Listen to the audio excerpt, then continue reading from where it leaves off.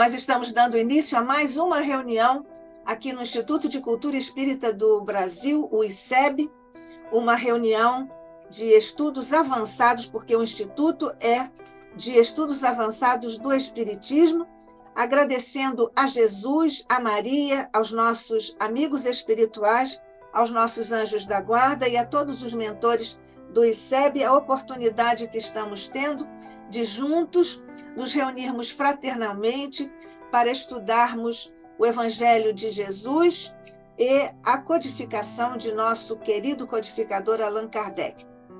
Hoje nós temos, então, essa bênção que estamos aqui agradecendo ao teu coração, Jesus, pela oportunidade grandiosa e amorosa de aqui estarmos na condição em que estamos.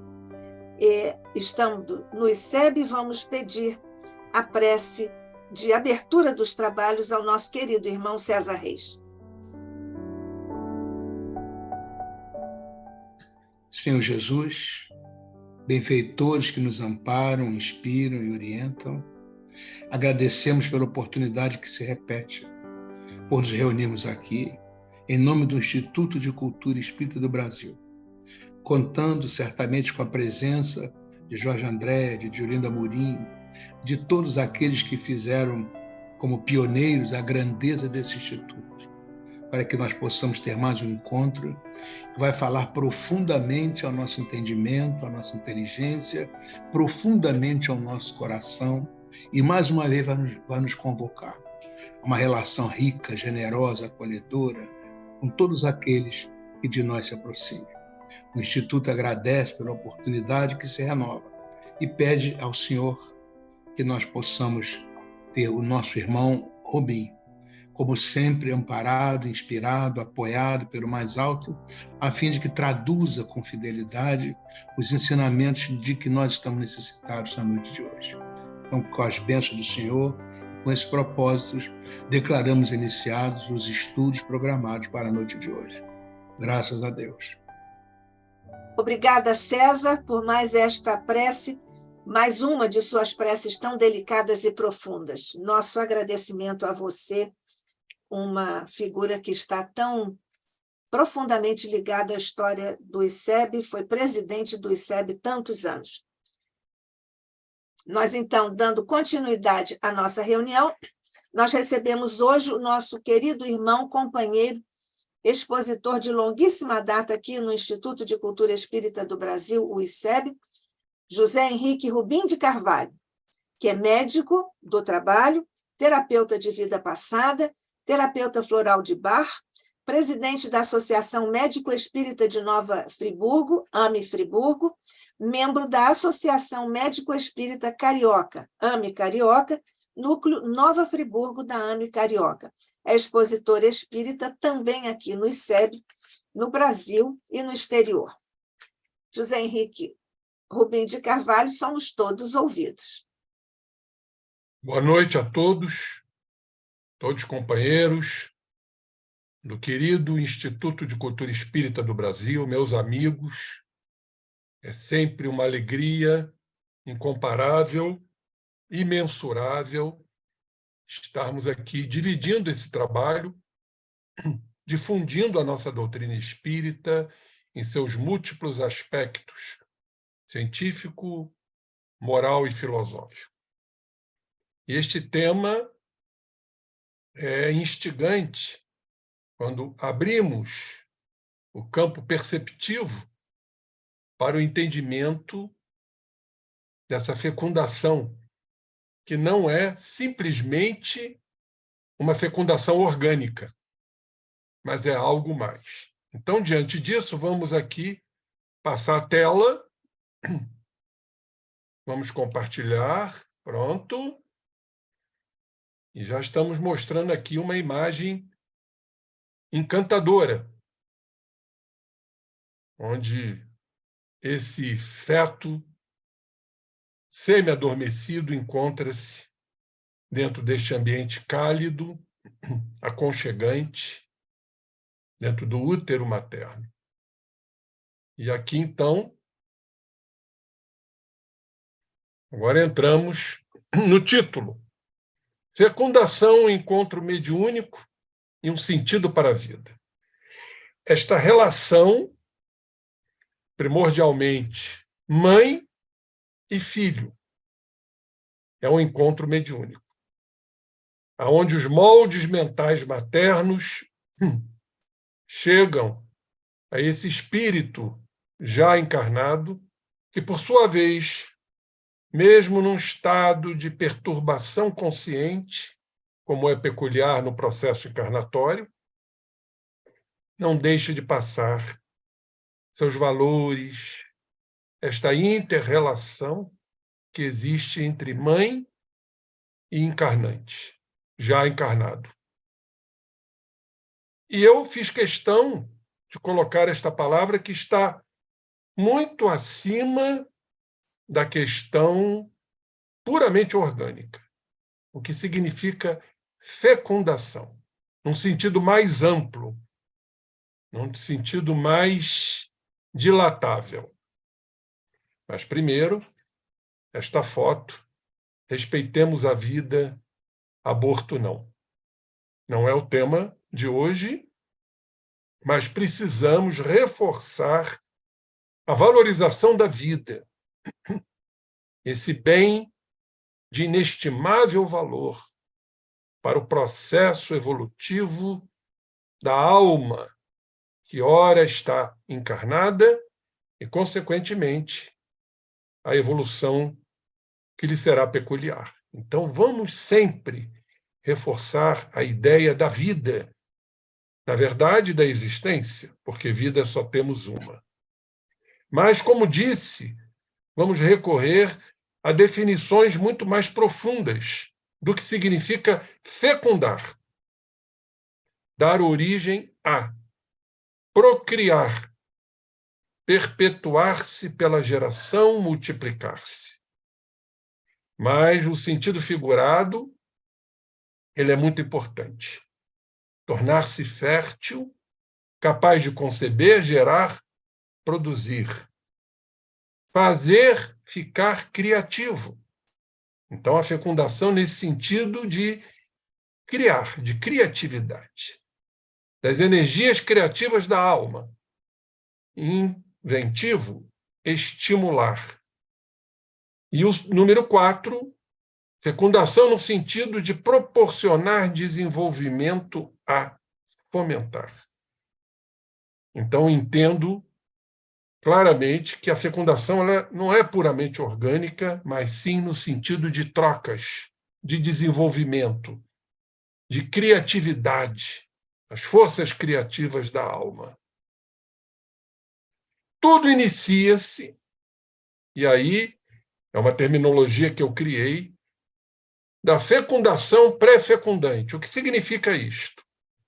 A fecundação nesse sentido orgânico, mas por que pré-fecundante? É quando tudo se inicia num relacionamento. No namoro, seja no noivado, seja no casamento. Então, é a troca entre seres, a troca magnética, o carinho, o afeto, a dedicação, a participação, o companheirismo que deve existir. Enfim, portanto, seria uma fecundação pré-fecundante, ou seja, ainda não houve o relacionamento sexual, apenas a troca de afabilidades, de doçuras, de compromissos. Por isso, denominei uma fecundação antes da fecundação orgânica propriamente dita. Fecundação no sentido de desenvolvimento, no sentido de estímulo, no sentido de criatividade entre as criaturas. E aí, então, acontece que esses dois seres vão adormecer. E aí está a emancipação da alma, do sexo feminino como do sexo masculino, onde vão se encontrar no mundo espiritual. E aí poderemos entender que a fecundação inicia-se lá no mundo espiritual.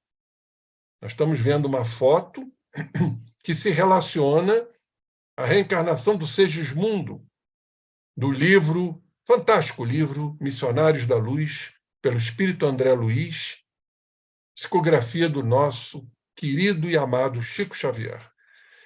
Então, inicia-se ali a fecundação espiritual, que, em verdade, é pré-encarnatória no sentido orgânico de ser. Então, vocês estão vendo pela foto Raquel, emancipada do corpo, que está o fio que a liga ao corpo físico. E Adelino, também emancipado do corpo.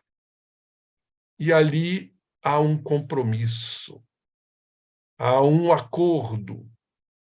Por isso, nós espíritas sempre dizemos, com muita propriedade, que não existe gravidez indesejável.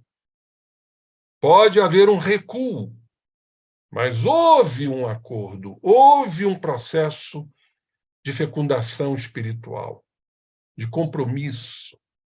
Se não houver isto, pela lei de atração, não haverá a concepção. A concepção acontece mediante esse acordo dos futuros pais fora do corpo físico, no mundo espiritual, para que o encarnante possa se fixar nas camadas profundas da mãe, no útero materno. Então, acho isso muito lindo, quando entendemos que todo o processo encarnatório ele cursa desta forma, abrindo campos até para outros entendimentos, que eu não vou aqui entrar no mérito da questão, dos estupros. Ninguém encarna para ser estuprado ou estuprada, né? Mas há uma aceitação, caso aconteça, em virtude de débitos, em virtude de resgates. Portanto, tem que haver essa fecundação espiritual, no sentido de fomentar, no sentido de desenvolver. Muito bem, diante disso, chamamos de fecundação espiritual pré-encarnatória. E vamos, então, recorrer ao livro Missionários da Luz, no capítulo 13, que nos fala da reencarnação do Segismundo. Algo muito bonito, algo que nos toca, nesse momento mágico, porque é um momento mágico, feérico, poderemos assim dizer. Diz assim André Luiz: foi então, ó divino mistério da criação infinita de Deus, que a vi, a mãe, apertar a forma infantil de Segismundo, já num processo de miniaturização perispirítica. Então a mãe ali aperta aquela forma infantil, um processo de trocas energéticas, de encontro ao coração, mas tão fortemente, tão amorosamente, que me pareceu uma sacerdotisa do poder da divindade suprema. Então, olha a visão de André Luiz, nesse momento mágico, nesse momento de concórdia, nesse momento de amor, quando a futura mãe aperta aquela forma infantil já em processo de miniaturização ou de restringimento, a forma infantil do Segismundo. E aqui André Luiz prossegue nos dizendo: Segismundo ligara-se a ela como a flor se une à haste. Olhem o processo de interconectividade, processo de interdependência. Porque quando André Luiz nos fala que Segismundo ligara-se à mãe como a flor se une à haste, temos que entender que a flor não deixa de ser flor e a haste não deixa de ser haste. é uma apenas interdependência. Cada um com a sua identidade, cada um com a sua característica. Então, nos fala André Luiz, compreendi que desde aquele momento era a alma de sua alma, tal grau de aprofundamento, tal grau de interdependência, aquele que seria a carne de sua carne. Diante disso, recorri a esse livro muito interessante, que nos explica melhor, um livro recente de Jean-Yves Leloup, que eu gosto muito. Jean-Yves Leloup é, em verdade, um PhD em psicologia, mais até do que doutor, filósofo, doutor em filosofia, teólogo, doutor honoris causa pela Universidade de Colombo, lá no Sri Lanka. Ele tem um livro recente chamado de Metanoia, e sabemos que é conversão, segundo os gregos. E no segundo capítulo, ele nos dá informação muito precisas para entendermos esse processo de interdependência que acabamos de ver com André Luiz. O segundo capítulo fala da ultreia ou a metanoia evangélica. Vamos entender que eu achei isso muito interessante. Quando dizemos que tudo é um, vamos prestar atenção porque isso é importante. Isso não quer dizer, diz Jean-Yves, que tudo está misturado, que nós somos uma massa indistinta com o todo, uma ideia, inclusive, panteísta, como muitos creem. Pois a unidade como a união, como acabamos de ver, entre Raquel e Segismundo, é a relação. Relação que não é nem fusão, não há uma fusão, há uma interdependência, e muito menos separação. Nem mistura, não há uma mistura, nem vai haver uma oposição.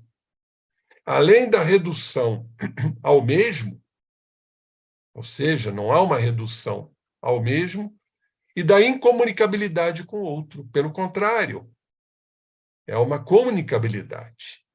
E ele aqui acrescenta dizendo: é preciso descobrir a interdependência, que não é apenas interdependência. Essa esquece a verdadeira interdependência, ela esquece o espaço entre as diferenças. Ela é, no fundo, uma dependência, mas sem essa vacuidade que acolhe e respeita as diferenças. Quando a gente fala respeitar as diferenças, a gente, na verdade, está analisando as diferenças. E quando há esta interdependência, não precisa haver esse respeito às diferenças, porque, em verdade, há uma compreensão.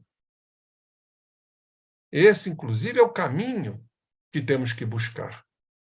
Se eu compreendo o outro, eu não preciso nem respeitar o outro, porque eu já o compreendo. Isso é uma interdependência.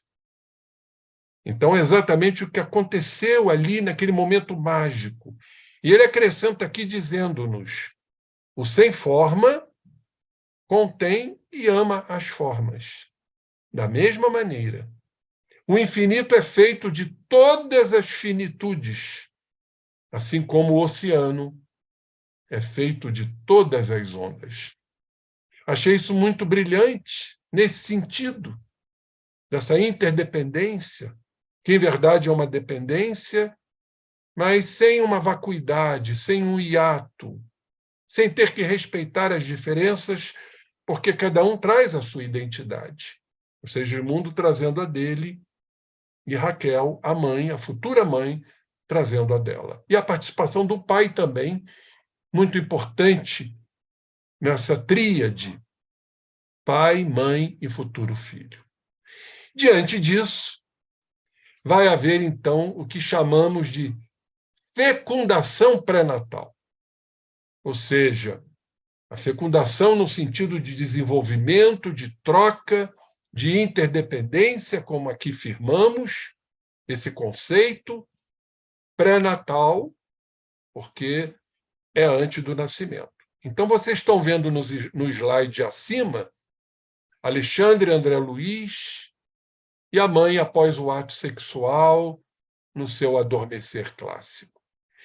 A segunda foto, quando o espermatozoide, o chamado escolhido, isso me lembra o nosso querido Jorge Andréa, quando ele nos dizia que era o Romeu indo ao encontro da sua Julieta. Sabemos que no processo de ejaculação estão ali de 80 a 300 bilhões de espermatozoides. Um só, trazendo os cromossomos, os 23 oriundos do papai, e o óvulo da mamãe trazendo os 23 cromossomos, para compor o zigoto, o ovo, digamos, a célula inicial, que vai gerar o futuro ser.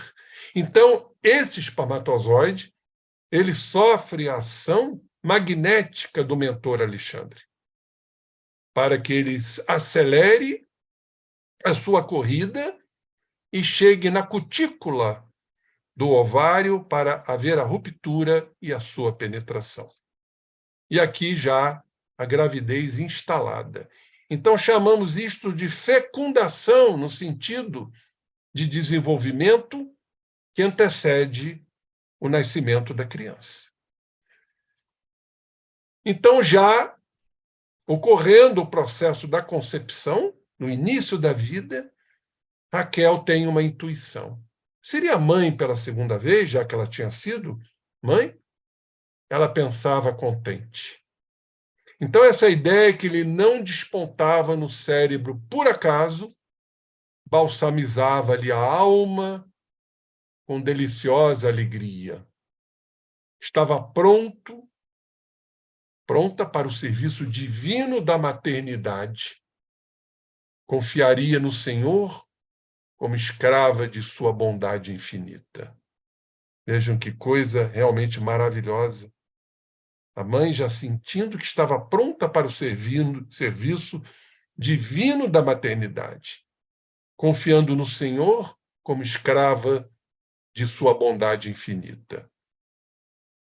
Observando que a forma de Segismundo se ligar a ela, por divino processo de uma união magnética, eu recebi a determinação do meu orientador, Alexandre, para seguir-lhe de perto esse trabalho de auxílio na ligação definitiva de Segismundo à matéria. Processo encarnatório propriamente dito. A concepção.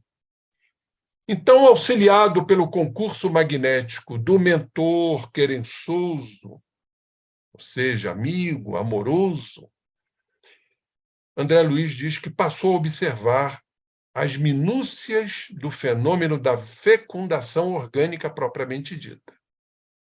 Através dos condutos naturais, corriam os elementos sexuais masculinos, os espermatozoides, em busca do óvulo, como se estivessem preparados de antemão para uma prova eliminatória em corrida de 3 milímetros, aproximadamente por minuto. Então, por minuto, 3 milímetros sendo vencidos.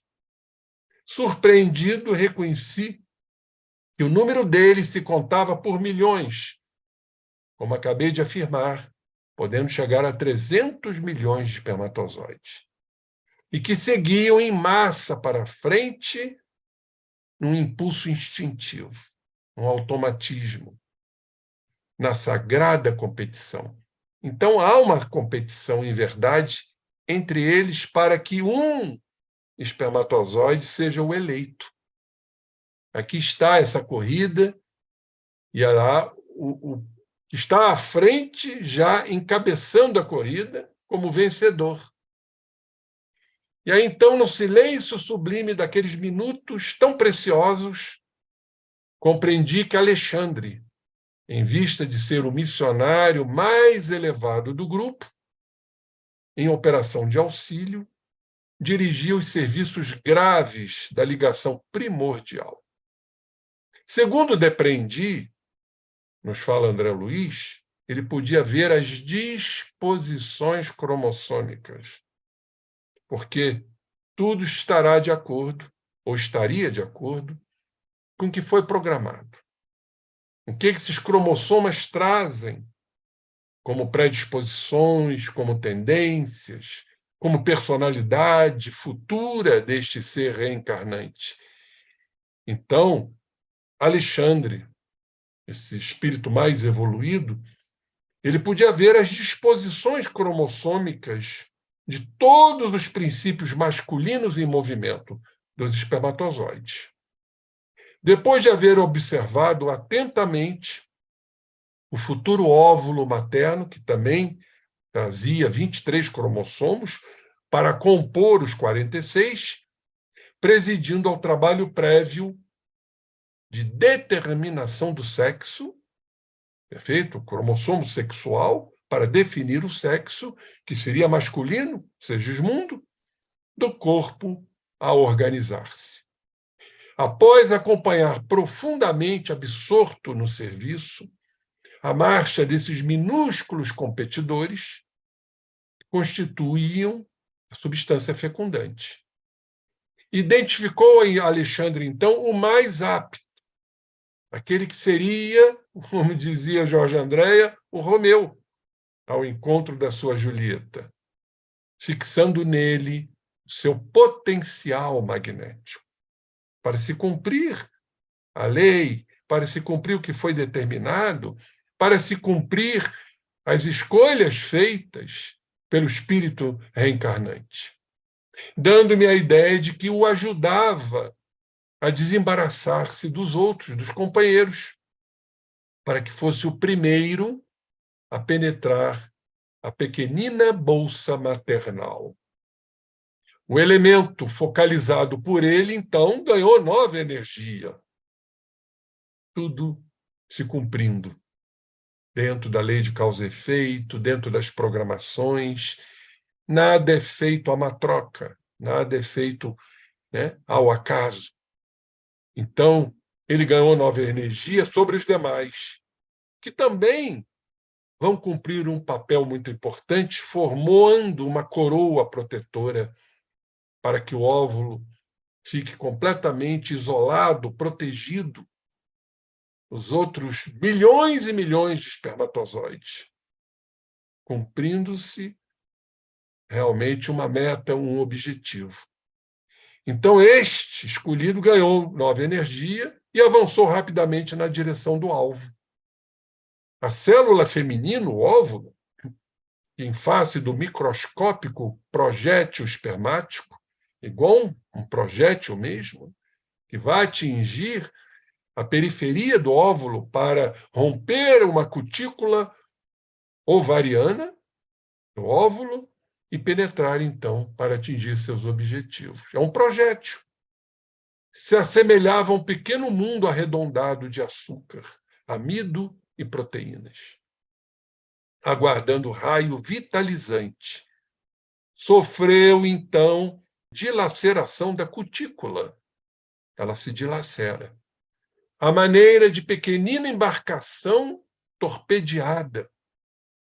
E enrijeceu-se, portanto, de modo singular, cerrando seus poros tenuíssimos, extremamente tênues, como se estivesse disposta a recolher-se às profundezas de si mesma.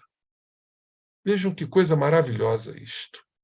A fim de receber face a face o esperado visitante, e impedindo a intromissão de qualquer outro dos competidores, com as suas cargas cromossomiais, que haviam perdido a primeira posição na grande prova. E aí está, então, o eleito, rompendo esta cutícula do óvulo, rompendo a cutícula, aonde, então, ele vai penetrar para cumprir o seu objetivo. Aí está mais uma foto muito bonita da ruptura da cutícula. E sempre sob o influxo luminoso magnético do mentor Alexandre, o elemento vitorioso prosseguiu a marcha. Depois de atravessar a periferia do óvulo, gastando pouco mais de 4 minutos para alcançar o seu núcleo.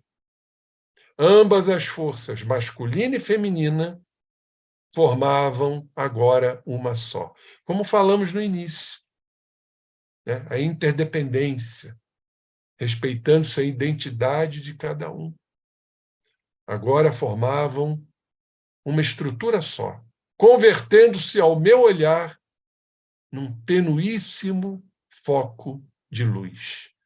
O meu orientador, absolutamente entregue ao seu trabalho, tocou a pequenina forma com a destra, mantendo-se no serviço, agora sim, da divisão da cromatina, a divisão celular, para formar, então, do zigoto ao embrião e a posteriori o feto, cujas particularidades são ainda inacessíveis à minha compreensão.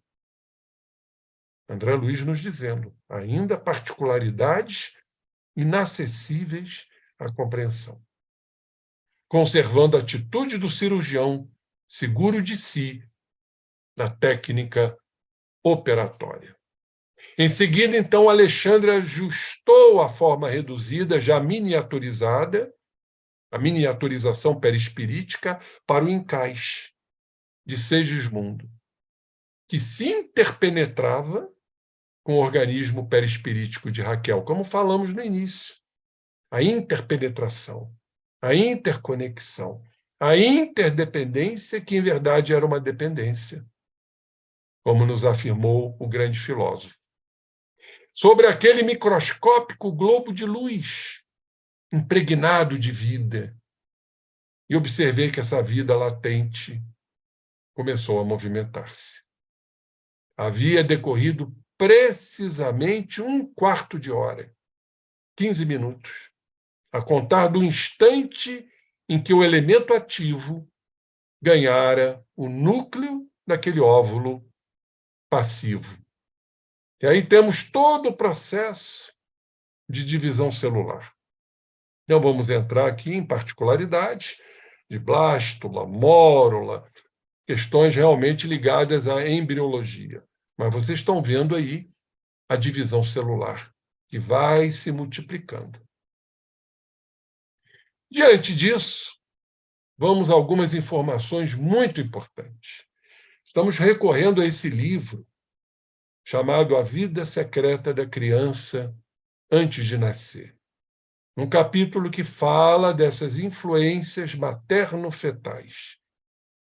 Esse livro foi escrito por Thomas Verne, um psiquiatra canadense, fundador da Associação de Psicologia Pré- e Perinatal.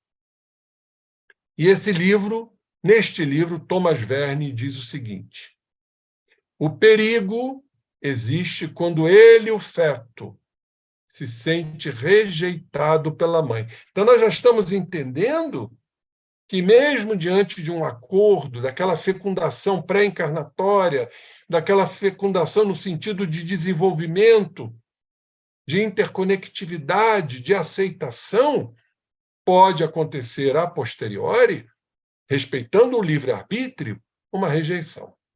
E é o que Thomas Verne nos diz aqui. O perigo existe quando ele, o feto, se sente rejeitado pela mãe, ou quando suas necessidades físicas ou psicológicas são sistematicamente ignoradas. Então, isso pode acontecer num período, né, gestacional, intraútero. Quando a mãe, por algum motivo seu, particular, não aceita aquele processo gestacional, embora tenha aceitado no mundo espiritual para que tenha ocorrido a concepção. A concepção ela só ocorre mediante a aceitabilidade dos pais no mundo espiritual antes do processo encarnatório, Por isso eu denominei de fecundação pré-encarnatória. Mas, a posteriori, pode acontecer, como Thomas Verne nos diz nesse livro A Vida Secreta da Criança Antes de Nascer. E doutora Marlene Nobre, a nossa querida Marlene, presidente da AME Brasil, da AME Internacional, ela tem um livro sensacional, chama-se O Clamor da Vida. E ela nos faz esta citação do livro A Vida Secreta da Criança Antes de Nascer. Então, diz ela o seguinte: conta Thomas Verne o caso do bebê Cristina, que lhe foi relatado pelo Dr. Peter Fedor Freiberg, professor de obstetrícia e ginecologia da Universidade de Uppsala, na Suécia. Cristina era um bebê robusto, comportado, mas que revelou um estranho comportamento. Recusava-se a mamar no seio da mãe. Aceitava a mamadeira ou seio de outras mães, mas não queria nada com alimento materno. Então, isso tudo foi um trabalho de investigação, de anamnese, e o que descobriram, após inúmeros diálogos com a mãe, que esta mãe, num determinado período gestacional, ela rejeitou essa criança. E a criança captou tudo. Dentro do útero, ela captou esta informação, essa rejeição feita pela mãe. Por isso, passamos a entender, né, essa recusa de mamar no seio da mãe. Mas depois foi feito todo um trabalho, a mãe, então, acabou se arrependendo daquele instante contrário de recusa, de não aceitar a gestação, e essa criança passou, então, a aceitar a mama da mãe. Esse livro, muito interessante, chama-se O que é Psicologia Pré-Natal. É de Joana Wilhelm. Joana Wilhelm é uma psicanalista em São Paulo. E ela nos fala, no livro O que é Psicologia Pré-Natal, do psiquismo fetal. Vamos avaliar isso, que é muito importante. A Joana Wilhelm nos diz o seguinte: ela é presidente da Associação Brasileira para o Estudo do Psiquismo Pré- e Perinatal, a chamada ABREP.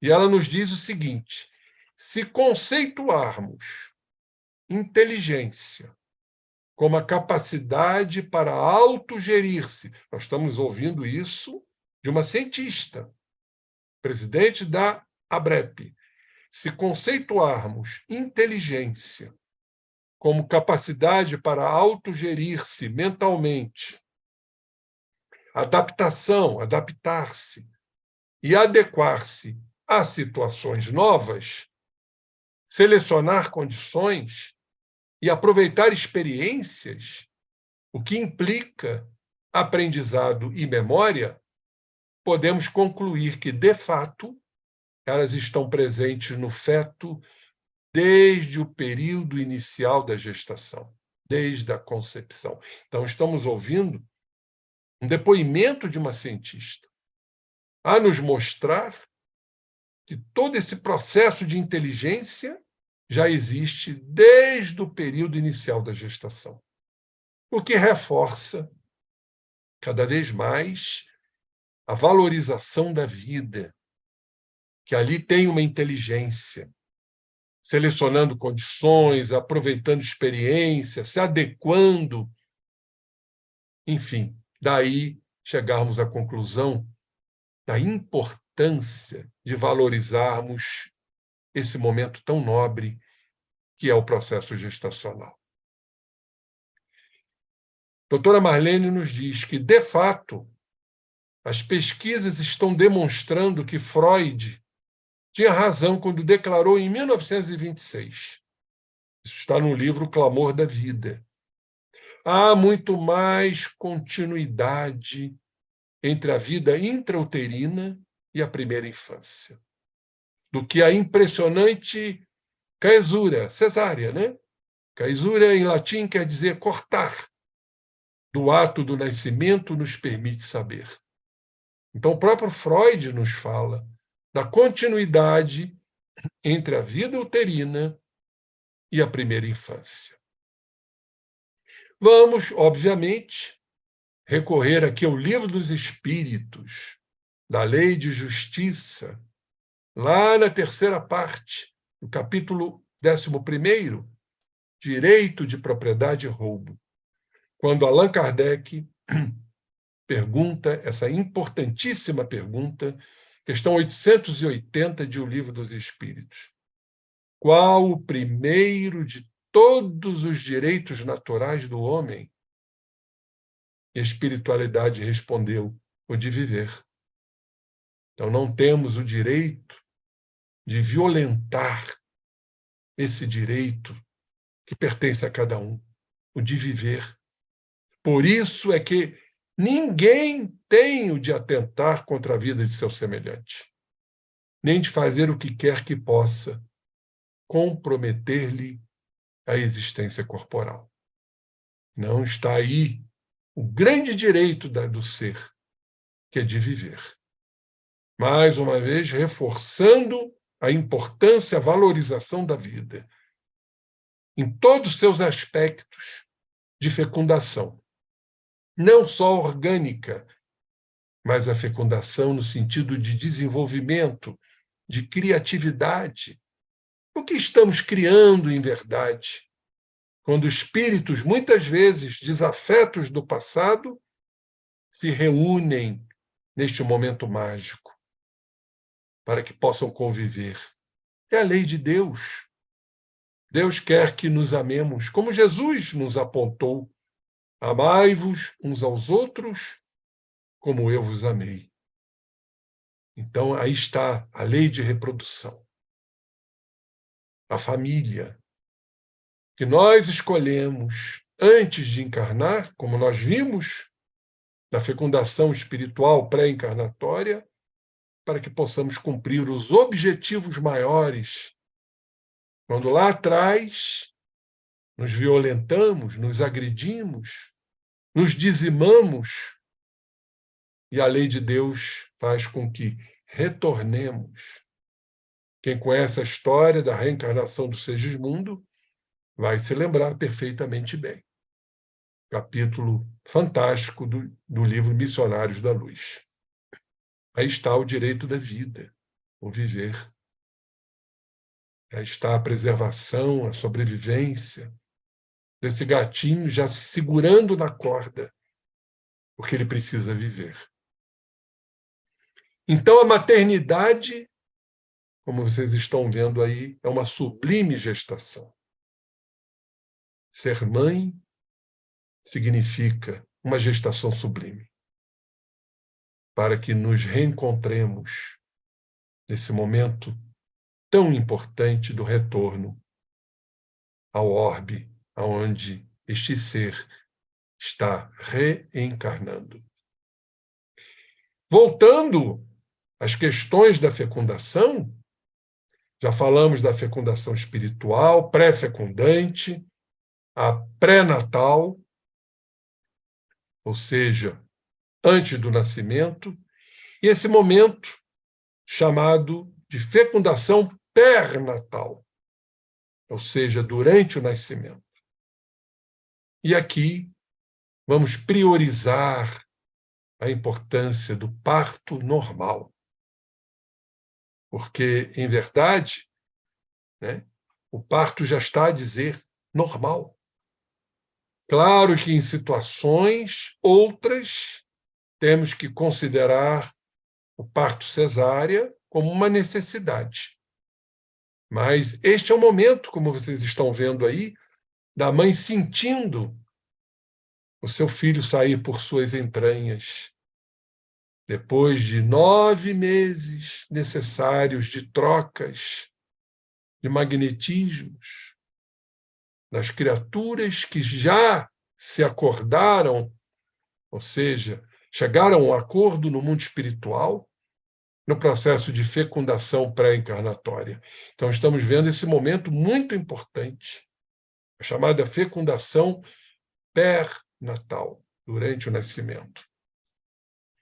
Então, vamos agora, fecundação pós-natal. E vocês estão vendo aqui 4 períodos do nascimento, esse momento importantíssimo do aleitamento materno. Vimos o caso do bebê Cristina, que rejeitou sua mãe, porque a mãe a rejeitou no período gestacional. Mas o primeiro leite, né, chamamos de colostro, o primeiro leite. Deus é maravilhoso, porque no momento do nascimento há uma espécie de separação.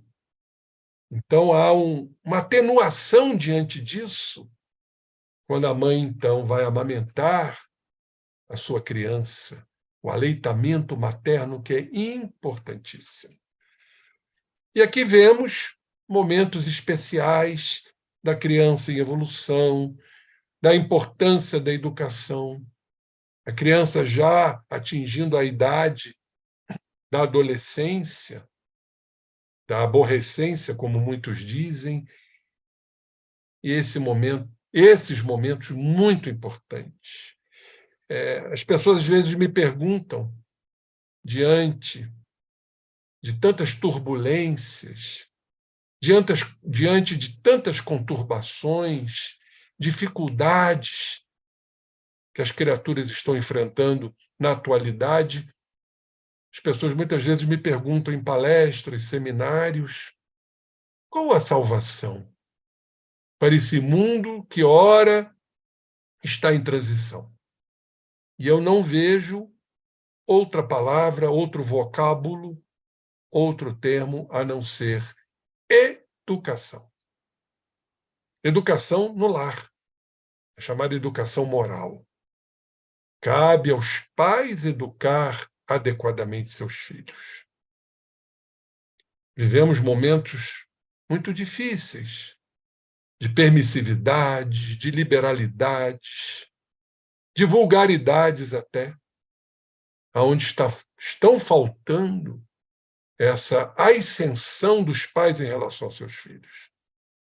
Muitos estão, lamentavelmente, cedendo à permissividade que faz com que tudo se dê aos filhos, quando sabemos perfeitamente que há momentos que precisamos dizer não, há momentos que precisamos dizer sim, há momentos que precisamos dizer não e sim, e há momentos que precisamos dizer sim e não. Porque o filho, sabemos, ele quer realmente que haja uma intervenção direta dos pais, freios, inclusive, porque isso é fundamental para o crescimento, a formação do ego. Há de haver exatamente essa ascensão. Não vamos confundir, sempre digo isso, austeridade com autoritarismo. Uma coisa é ser autoritário, outra coisa é ser austero. Jesus foi o grande exemplo de austeridade, de autoridade, não de autoritarismo.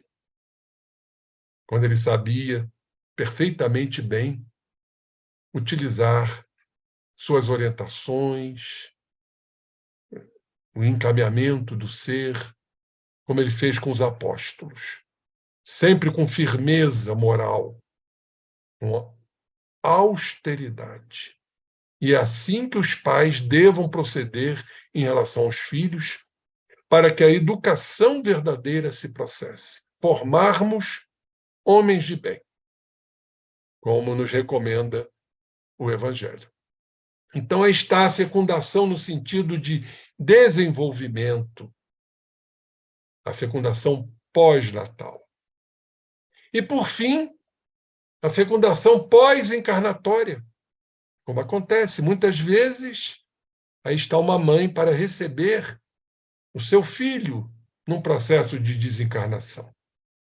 Poderemos dizer, então, que está havendo uma fecundação no sentido de aproximação, no sentido de desenvolvimento, atrelando cada vez mais os sentimentos de mãe em relação ao seu filho.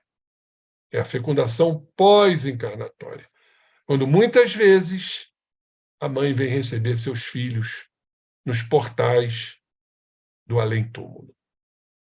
E para terminarmos nossa apresentação, eu não poderia deixar de trazer esse fantástico livro que nos emociona muito, Mãe, Antologia Mediúnica, pelo espírito Delfine Benigna da Cunha, pelas mãos do nosso querido Chico Xavier. Eu trouxe apenas algumas estrofes aqui, para finalizarmos a nossa apresentação, que eu achei, assim, as estrofes mais lindas desta poesia, do livro Mãe, Antologia Mediúnica. Trovas de Mãe. O nosso berço no mundo, sem que ninguém o defina, é um segredo entre a mulher e a providência divina. Mulher, quando se faz mãe, seja ela de onde for, por fora é sempre mulher, por dentro um anjo de amor. Maternidade na vida, que o saiba quem não souber. É uma luz que Deus acende no coração da mulher. Queridos companheiros, esta apresentação é realmente algo que mexe conosco. Eu fiz essa apresentação num congresso do Medinesp, porque ele foi todo idealizado no sentido de nos trazer a fecundação, não somente um processo orgânico, mas algo que transcende, algo que ultrapassa os limites físicos, porque eles são, em verdade, espirituais. Então, eu encerro aqui minha apresentação e fico aqui à disposição de quaisquer tipos de perguntas, caso ocorram. Obrigado, mais uma vez, por esse instituto que me abriga, por esses companheiros tão queridos que nos acompanham, que me acompanham. Paz no coração para todos. E encerrando dizendo a importância da vida, a importância da encarnação, a importância da fecundação, a importância de entrelaçarmos essa interdependência que deverá acontecer para que possamos evoluir como seres, irmãos e fraternos, que foi tudo aqui apresentado. Muito obrigado. Deus nos abençoe sempre. José Henrique Rubim de Carvalho, nós estamos muito agradecidos, emocionados mesmo, com a profundidade, naturalmente, a sua abordagem, poderíamos dizer criativa, mas diríamos profunda e multifacética, em diferentes graus de profundidade e extensão, porque é na transpessoalidade que você encontrou um caminho para nos trazer essa diferença, inclusive vibratória, dos momentos em que há a encarnação ou, na verdade, a fecundação do espírito em vários níveis da sua trajetória ao longo, digamos assim, de uma encarnação. E foi muito precioso o que você nos trouxe hoje. Então, você poderia estender um pouco mais as questões do que hoje se considera a psicologia do feto, a psicologia fetal.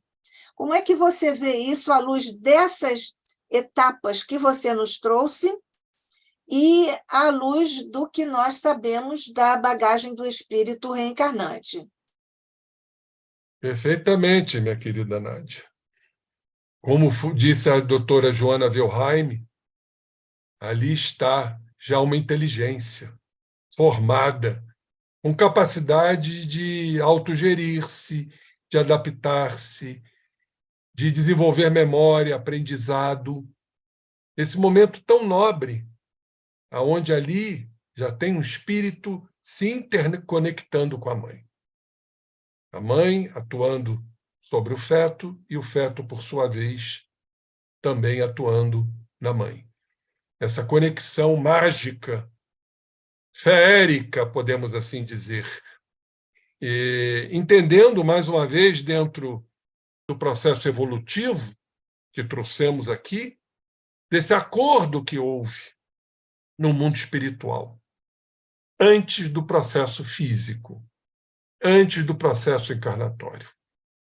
Então, ali é a consumação de algo que foi programado, estipulado.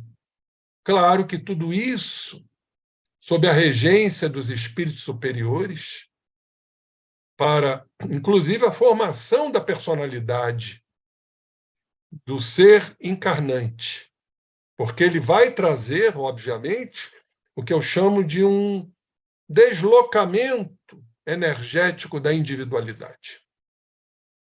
Nós somos seres que temos a individualidade, os arquétipos.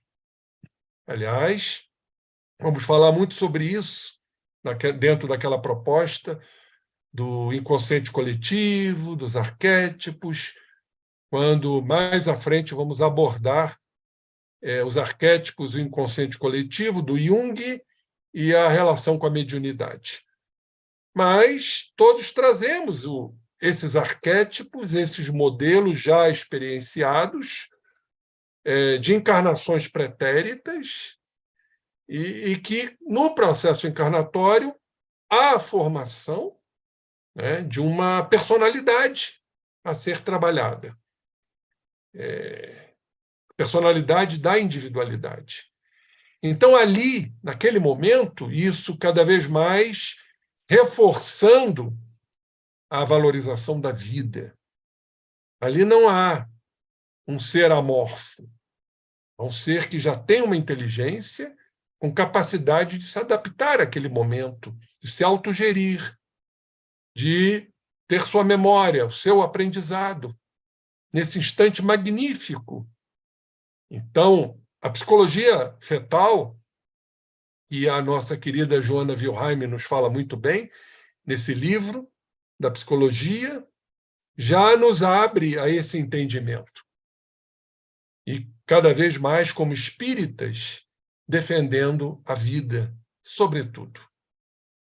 No combate ao aborto, no aborto criminoso, claro, nefando, que ainda está a predominar no nosso orbe, infelizmente. Mas eu creio que a doutrina espírita, a evolução, vai nos trazer novas ideias, novos conceitos, com o aval da ciência, mostrando ali que tem um ser, com a sua identidade, com a sua individualidade. É assim que a psicologia fetal vem nos trazendo, através de seus modelos, dos seus estudos e de suas pesquisas, que há um ser vivo ali, um ser que pensa, um ser que sente, para o processo de progressão. É dessa forma que entendemos dentro dos estudos modernos. Esses estudos modernos contemplam, gostaria que você fizesse um comentário sobre a postura da medicina, agora aqui tradicional, e a medicina do ponto de vista do espírito, Sim. considerando-se a psicologia fetal. Como é que você vê essa diferença no tratamento, na abordagem, na concepção e na conclusão da medicina dita oficial perante essas questões?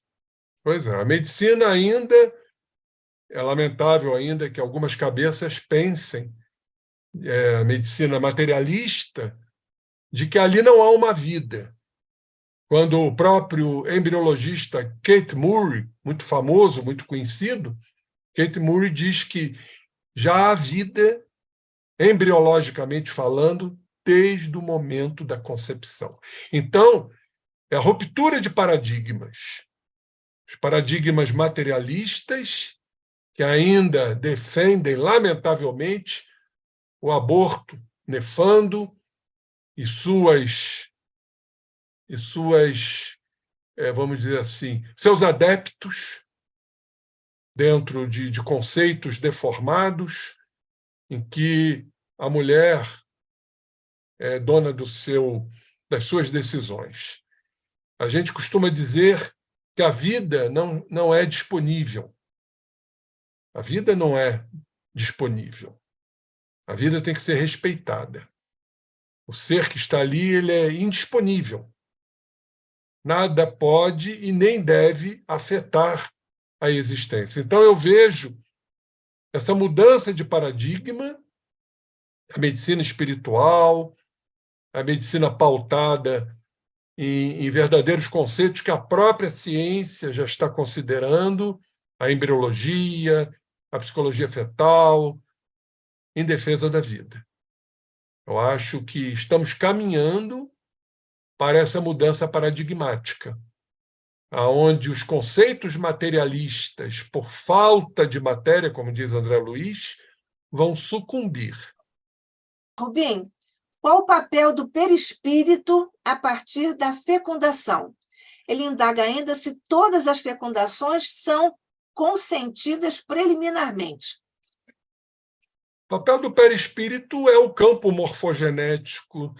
É através do perispírito, esse campo organizador da forma, campo morfogenético, como queiram, o modelo organizador biológico, sob a ação do espírito, o papel do perispírito é fundamental, porque ele está ligado intimamente às células-tronco, às células que vão se diferenciar nos respectivos órgãos, nos futuros órgãos, no processo de diferenciação de células gástricas, de células neurológicas, ósseas, na formação do corpo.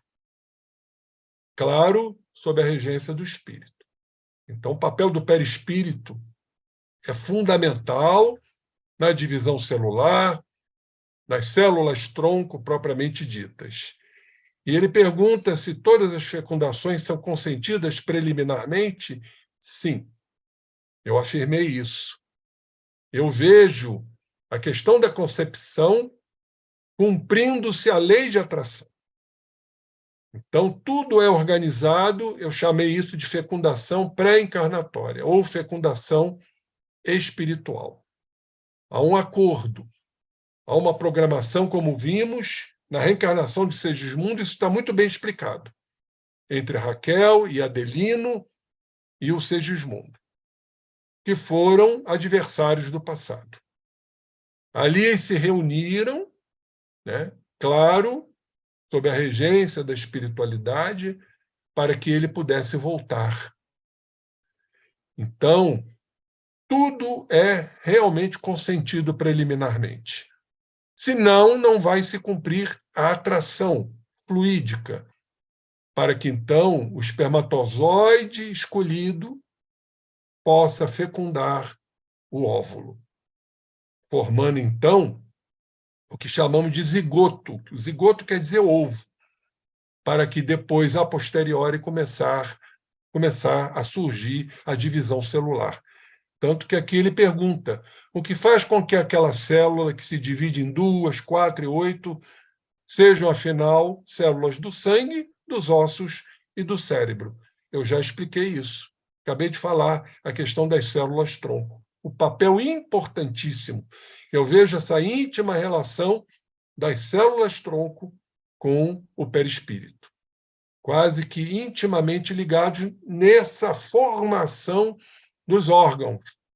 É o perispírito, por isso, considerado como campo morfogenético, ou modelo organizador biológico, como nos fala o querido Hernani Guimarães Andrade. Bob, né? Isso.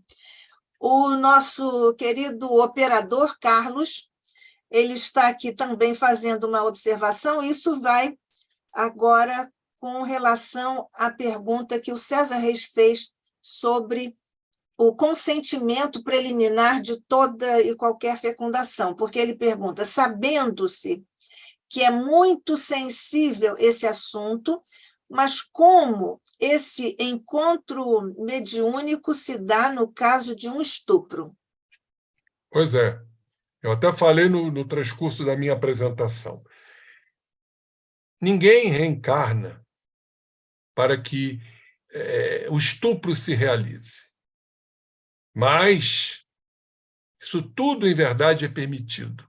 Caso aconteça por débitos, por resgates, a mãe, muitas vezes, ela vai aceitar, vamos dizer assim, esse futuro filho, porque senão não haverá concepção, mais uma vez, respondendo à questão do consentimento preliminar.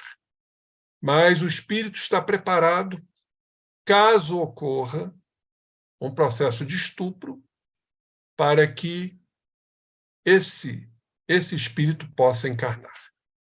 Então, há, sim, um consentimento, porque senão se iria ferir o livre-arbítrio. Então, eu volto a repetir, na questão do estupro, tudo está relacionado a débitos anteriores, a resgates da mãe. Então, caso ocorra por invigilância, que pode ocorrer também no transcurso da existência da mãe, então o estupro se aconteceria, vamos dizer assim. E aí cabe à mãe aceitar esta criança, exatamente porque tudo isso foi acordado antes do processo encarnatório. Então, acho que cumpre-se mais uma vez o que eu disse lá no início. Há um acordo, porque senão não houver esse acordo, não vai haver a concepção, mesmo sob a forma de um estupro violento. Mas ninguém vai encarnar para que isso aconteça. Mas a invigilância, a vida, né, as escolhas feitas no processo encarnatório vão abrir campo para que isso ocorra, e, obviamente, isso traz toda uma ligação com o passado dessa criatura. Então, eu vejo isso não como algo pré-determinado, mas possibilidades que isso aconteça mediante o livre-arbítrio, que a gente tem que respeitar. Rubem, por sensibilíssimo que seja o tema, alguns que estão conosco podem estar pensando que essa sua fala, e quando nós todos nos referimos a esse lamentável caso que é o estupro, em termos de adultos. Mas nós temos, inclusive, a imprensa tem divulgado recentemente até 2 casos de meninas de 10 anos. E houve também uma polêmica sobre o aborto que é permitido juridicamente para determinada faixa etária, que é o caso desses eventos que são agora divulgados pela imprensa, ou que têm sido agora recentemente 2 casos. Como é que você diz isso, ou como você pensa isso, ou como a doutrina diz isso na sua leitura sobre esses casos das meninas que, aos 10 anos, 9 anos, por estupro, ficam grávidas? Qual é a visão que você nos traz a esse respeito? Pois é, um assunto muito delicado, né, Nádia? Muitíssimo. Muitíssimo delicado, porque como é que fica a permissão disso tudo? Então, se nós não compreendemos a reencarnação, a lei de causa e efeito, não vamos compreender absolutamente a justiça disso aí, a permissão de Deus, né, nesse sentido, de uma criança de 10 anos, né, embora ovule, senão não haveria absolutamente o estupro e a concepção. Concepção? Exatamente. Então, uma criança de 10 anos, a gente, mas uma criança de 10 anos. Sim, mas ela já está ovulando, já está menstruando para que haja a concepção. Então, sabemos que tudo isso está atrelado à lei de causa e efeito. Eu não vejo outra forma de entendimento a não ser a lei que todos nós estamos íncitos. São resgates, especificamente resgates de vidas anteriores, de existências anteriores, melhor dizendo, porque vida a gente só tem uma. E poderia acontecer uma escolha antes de encarnar para que isso aconteça? É possível, sim. É possível, porque senão, como é que nós poderíamos entender um espírito que não faz essa escolha desse acontecimento dramático para a criança, para a família, para a sociedade? Se não entendermos o processo evolutivo. Muitos espíritos, eu acho que aquela questão, a escolha das provas, ela é de grande importância para o nosso entendimento. Poderia um espírito fazer essa escolha? Fica essa pergunta. Por que não? Para avançar depressa, mediante seus débitos anteriores. Há uma questão muito importante do Livro dos Espíritos que fala mais ou menos isto. Na escolha das provas, que Deus permite que o espírito ainda em evolução, o espírito que esteja ainda atrelado a tantos débitos, faça uma escolha relativamente dolorosa, para que ele, esse espírito, diante do seu sofrimento, que vai ocorrer pelas escolhas equivocadas, ele possa resgatar suas dívidas. Isso está lá, eu não me lembro o número da questão, mas é uma questão muito importante para entendermos como é que um espírito faz uma escolha tão equivocada e tudo isso é permitido. Então fica essa questão aí do Livro dos Espíritos para a gente analisar em profundidade. O respeito à escolha que Deus permite, que vai gerar um sofrimento, mas que ele vai crescer diante desse sofrimento. É dessa forma que a gente, como espírita, entende. Rubim, que ensinamentos nós podemos aurir da doutrina espírita, à luz do Evangelho, evidentemente, para um caso de uma menina de 9, 10 anos, como é o caso de alguns eventos que nós, lamentavelmente, também vimos noticiados aí, quando, por decisão legal, a justiça não só autoriza, mas já quase que praticamente obriga o abortamento. Que orientações, ensinamentos nós podemos aurir à luz da doutrina espírita? Bom, Nádia, é lamentável que as leis humanas ainda estejam tão primevas. A gente entende a dor que isso tudo gera para esse espírito, para a família, para a sociedade. Agora, o que não podemos aceitar, ali, volto a dizer, não está um ser disponível. Então, acho que a lei ela falha muito nesse sentido por não compreender a reencarnação. O dia que compreendermos e os seres humanos compreenderem a reencarnação, tudo vai ficar um pouco mais fácil.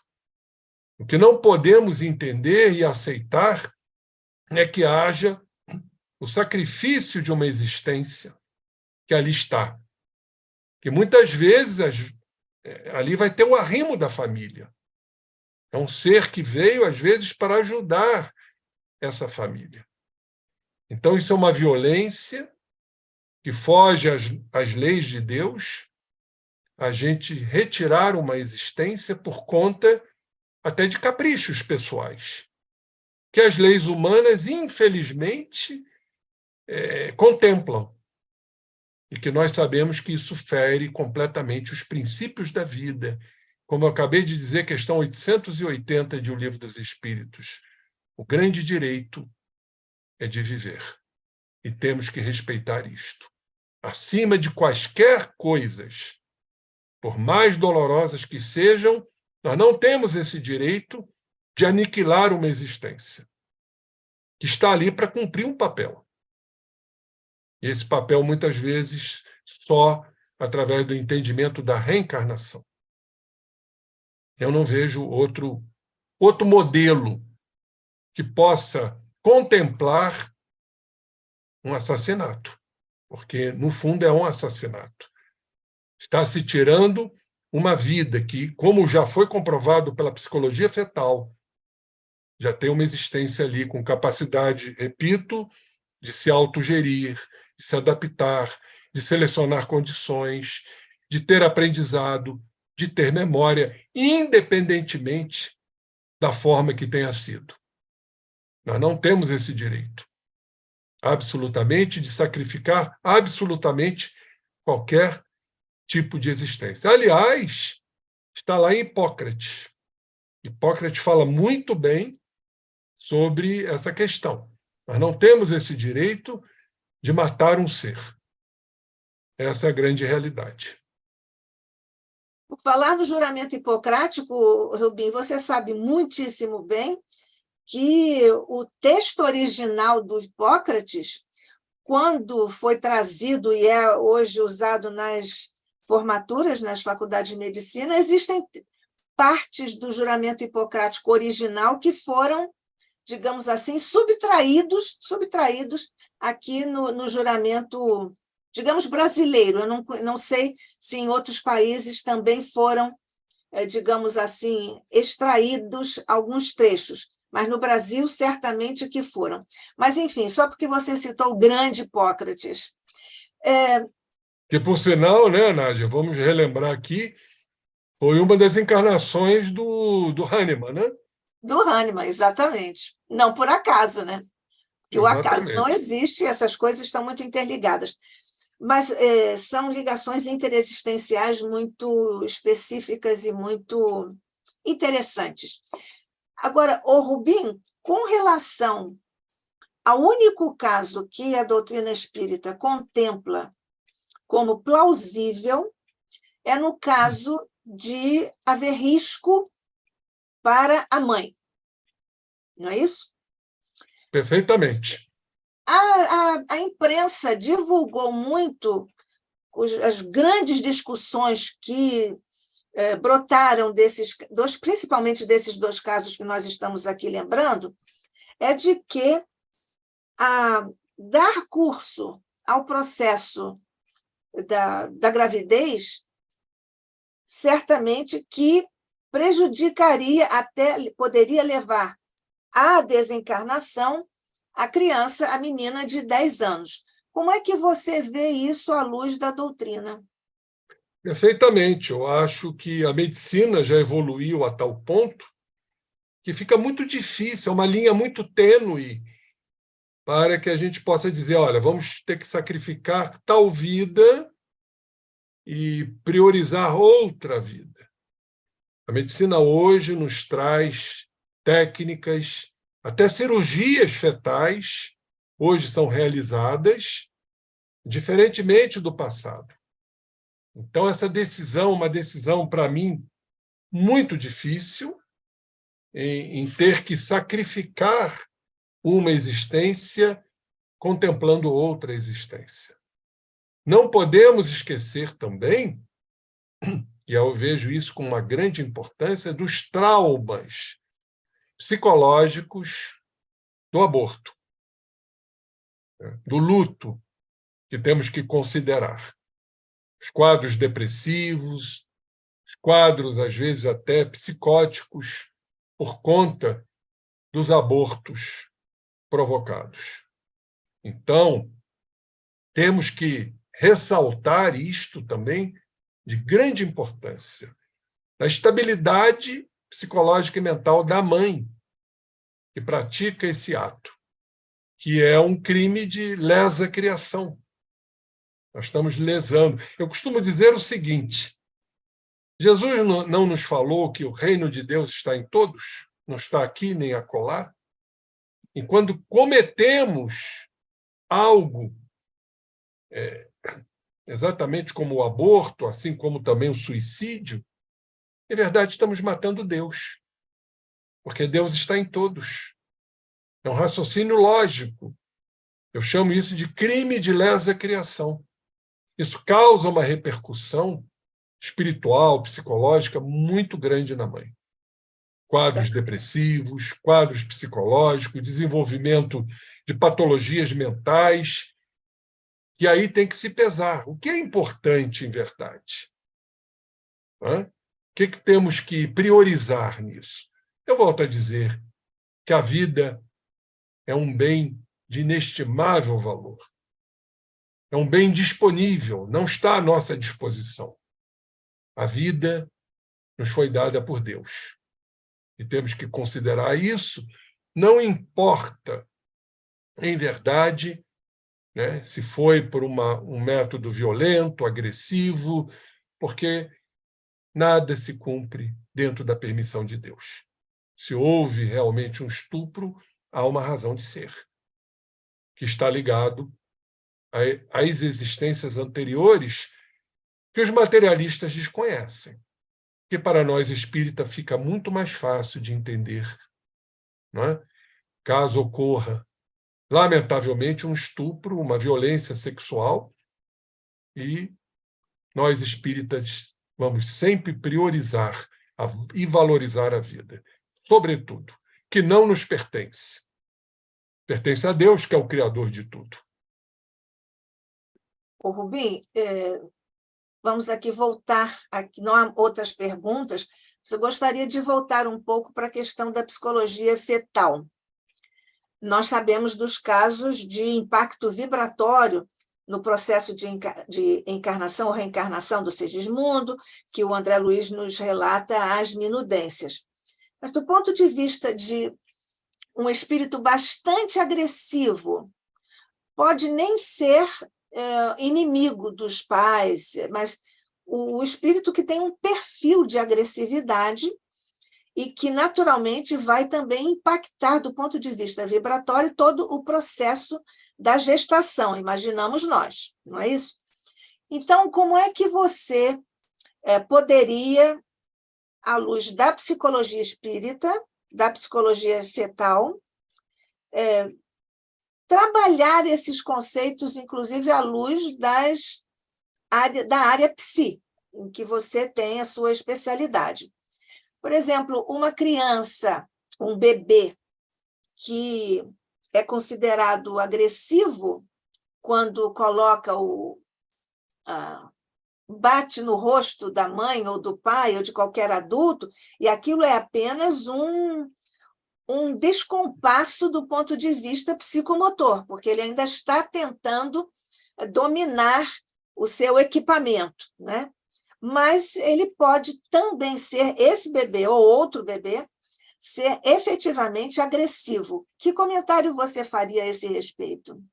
Volto a repetir, dentro da apresentação que eu fiz, daquele momento de aceitação. Eu não vejo como ocorrer uma concepção, energeticamente falando, embora possa ser um espírito agressivo, possa ser um grande desafeto do pai ou da mãe, mas energeticamente, fluidicamente, para haver a concepção, tem que haver uma aceitação. Porque se não houver uma aceitação, se este ser for completamente antagônico, não vai haver uma atração fluídica para o processo todo que conhecemos, lindíssimo, daquela preparação, da miniaturização do perispírito, né, que se restringe para que haja a conexão com o corpo físico, dentro de teorias interessantíssimas. Gosto muito da teoria do Embaçaí, do acoplamento de ondas de frequências distintas. Então, tudo isso atende à lei de atração. E a lei de atração ela é muito importante para entendermos, mesmo que sejam espíritos desafetos, porque houve, como eu mostrei aqui no início da minha apresentação, houve uma aceitação. O que eu chamo, o eu que denominei assim, modéstia à parte, de uma fecundação no sentido de desenvolvimento pré-encarnatória, de espíritos, mesmo que desafetos, que possam se reunir para cumprir seus objetivos. Claro que eles vão se mostrar de personalidades distintas, às vezes até agressivas, como eu apresentei um caso aqui da bebê Cristina, que foi rejeitada pela mãe e ela, então, criou aquela repulsa no momento da amamentação. Aceitava outras mamas e nunca da mãe. E aí, então, através da investigação, da anamnese, através do doutor lá da Faculdade de Obstetrícia de Uppsala, na Suécia, através da anamnese, então houve um relato da mãe de ter rejeitado esta criança, já no período gestacional. Então o feto captou tudo isto. E a forma que ela encontrou, a Cristina, foi rejeitar a mama. Mas depois, então, foi feito todo um trabalho psicoterápico no sentido de reaproximação e tudo se resolveu da melhor maneira possível. Então, é possível, sim, que hajam essas divergências mediante as personalidades distintas que são. Mas, para o processo, repito, de concepção, houve, de alguma forma, um acordo, um acerto entre esses espíritos, para se cumprir a lei de atração fluídica, atração energética. Muito bem. Nós não temos aqui nenhuma outra pergunta. E, Dago, se você quer fazer algum comentário final? Eu fico feliz em poder, né, trazer a doutrina espírita dentro desse estudo, a magnífica doutrina espírita. Eu não vejo, né, nada que ultrapasse o Consolador prometido, porque a doutrina espírita cumpre diretamente o amor. Ela nos traz objetivamente o amor que nos aproxima. E se hoje ainda somos refratários, resistentes, recalcitrantes, um dia nós cederemos mediante a lei de amor que está em nós. E que ainda o ser humano não compreende o que Jesus nos disse: amai-vos uns aos outros como eu vos amei. Ainda estamos nos primórdios do amor possessivo, do amor eros, do amor para atender os interesses pessoais. O verdadeiro amor que vai se cumprindo ao longo do processo evolutivo, o amor companheirismo, o amor de compartilhamento, o amor renúncia, para que um dia possamos nos amar incondicionalmente, que será a nossa destinação. Acho que é isso que eu quero dizer e que todos entendem à luz da doutrina espírita. Muito bem. E à luz da doutrina espírita e à luz aqui dos nossos mentores no ICEB, nós agradecemos mais uma vez a você, querido José Henrique Rubim de Carvalho, por mais esta apresentação não só delicada, precisa e preciosa, profunda. Muito obrigada, diz o ICEB agora para você, meu querido irmão amigo. Que a paz de Jesus permaneça sempre com você. Nós vamos juntos agora agradecer, mestre querido, a bênção deste encontro em teu nome, aqui na casa de Deolindo Amorim, com a presidência de honra de Jorge Andréia e na companhia estimada e preciosa dos nossos demais mentores que trouxeram o Instituto até o momento atual e que certamente vão continuar a nos ajudar para darmos continuidade ao Instituto de Cultura Espírita do Brasil no cumprimento de sua missão, tal como foi idealizada pelo coração e pela mente de nosso querido Deolindo Amorim. Ao te agradecermos, Mestre, pela bênção de mais este encontro, pela bênção da existência do Instituto de Cultura Espírita do Brasil, pela bênção dos expositores queridos irmãos que vêm até nós para buscarmos compreensões mais altas, mais alargadas, mais dilatadas sobre os ensinamentos de luz do teu Evangelho, Mestre amado de nossas almas.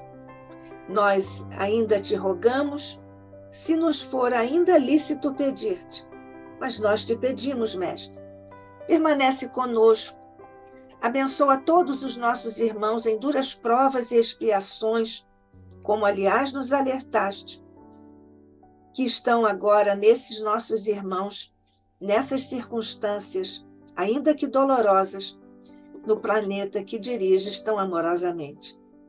Guarda-nos, Mestre querido, sob tua paz e tua luz. Permite que o manto de Maria possa nos acobertar a todos em nossas humanas dificuldades. Abençoa o nosso querido José Henrique Rubim de Carvalho e a todos nós que em ambos os planos de existência aqui estivemos hoje, mas ainda estaremos juntos nos nossos próximos encontros aqui no Instituto de Cultura Espírita do Brasil, o ICEB. Guarda-nos, portanto, Mestre, ilumina-nos os caminhos, potencializa nossa fé, abre nossas mentes para esses entendimentos mais profundos e alargados, e desce uma luz de teu coração por sobre os nossos. Que assim seja, hoje e sempre, sob a graça de nosso Pai. Assim seja.